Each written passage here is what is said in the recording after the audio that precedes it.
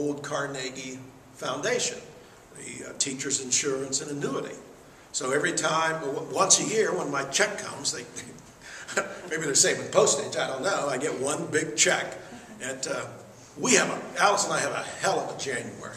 I want to tell you, it's wonderful. February, not so much.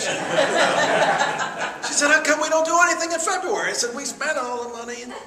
But I think of Andrew Carnegie, because he recognized that, maybe we ought to value the people who are in education.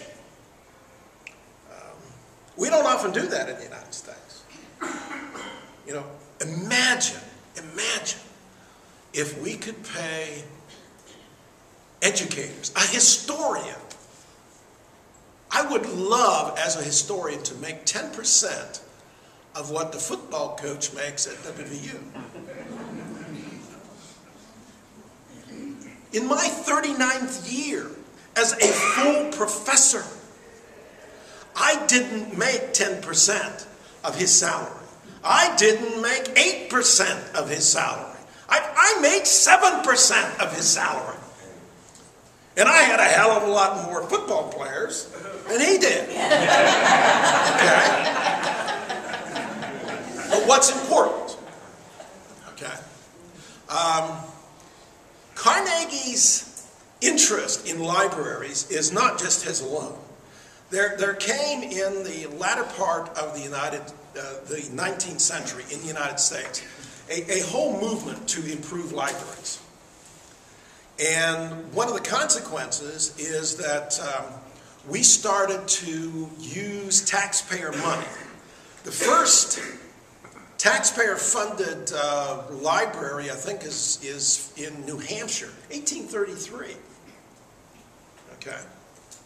And in the latter part of the 19th century, if you considered yourself a progressive place, shouldn't you have a library? When businesses look to move into new areas, they look for what are called amenity factors. What's the healthcare like? What's the education system like? How many days of sunlight do they have? What's the infrastructure like? What's the culture like? Is there maybe a symphony orchestra or music? And if you looked at Wheeling in the latter part of the 19th century, we have a lot of that.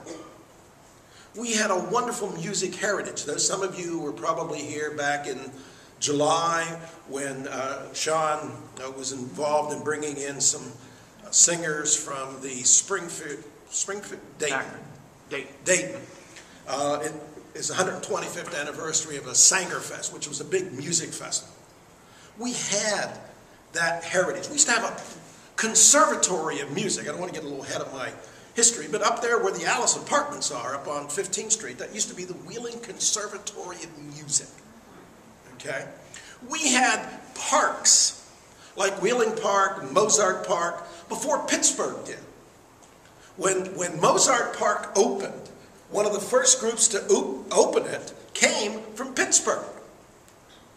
They came down on a train, got off the train, got on a trolley car, took the trolley car down to South Wheeling, got on the incline, and went up to the park. Of course, the trolley car and the park and the incline were all partially owned by Henry Schmolbuck, okay, who was Wheeling's self-made millionaire at that point. But we had a very rich culture. Remember, Lindsley will celebrate its 200th anniversary in 4 years. Mount Deshauna was around, God rest its soul, for almost 160 years. One of the first public high schools in West Virginia was in Wheeling, 1897. West Liberty dates to 1837. And because Miss Cummins is here, we have to throw in Bethany, the other institution of higher education up in that area, 1840, the old Buffalo Seminary. So we have all of those things. hospital since 1852. We've had newspapers, okay? Long before there was an Intelligencer, there were other newspapers here. So you have all of those things, but we don't have a library. Now, there were attempts at libraries. First library that I've ever found mention of goes back, I think, to about 1807. There are fewer than 1,000 people here. Okay? And one of the reasons on the frontier you have an interest in the library is that people who are moving west are coming from areas where they've experienced libraries. Connecticut, Massachusetts, parts of the tidewater of Maryland and Virginia, eastern Pennsylvania. So they want to foster that too. And remember, one of the driving things in the lifestyle and the lives of so many Americans in the mid-19th century is the church. And can you, excuse me, can you be a good church member if you don't know what's in the Bible? Anybody see the article that was in the paper the other day about they had various groups and who was familiar with the Bible and who won? Who was the number one group? Atheists. Okay. So here we stand, and I have here a photostatic copy of a letter dated May 12th, 1899. And it's from the law offices of Hubbard and Hubbard.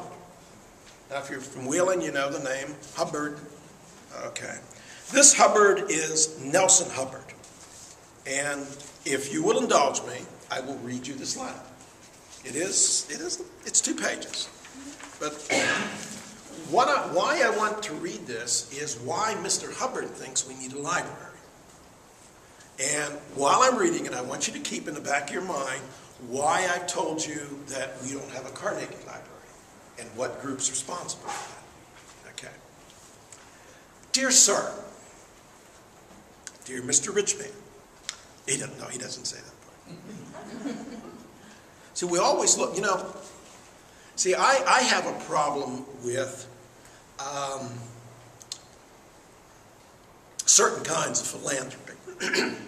If you have ever read Thomas Paine's Common Sense, there is a phrase in there I think that's wonderful, and it says, we can't be callous to the touches of affection. And what he means by that is just because somebody gives you something, that doesn't mean you excuse what they do. And in the case of Paine, he was talking about excusing what the British did at Lexington and Concord. Okay. So they say, oh, we didn't mean it. There are certain crimes or certain things that cannot be forgiven. Okay. Because we would cease to be, a good people if we did forgive those things. Can you forgive the Holocaust? I'm sorry, I don't think you can. I don't think you can forgive ethnic cleansing. There are certain crimes that cannot be forgiven. Okay. So, my problem with a lot of philanthropy is just because somebody gives you the money, does that mean you take it? I did a program some years ago, because this bugged me so much, that I did a program on campus in which I talked about what do we do with our birth rate. And I brought out, Esau and the whole thing. And I said, do we sell our birthright because somebody's going to have so much money? If you go to colleges today and you look at the buildings, those buildings are not named for people who worked at the college or led the college for 40 years. Their names are for people who provided money. Well, I'm sorry. There ought to be something other than money. So I want you to keep that in mind, because we're looking for money. And he's got the money to give. He does. And he has a reason for giving it away. Okay? Most of us are parents, right? You have a situation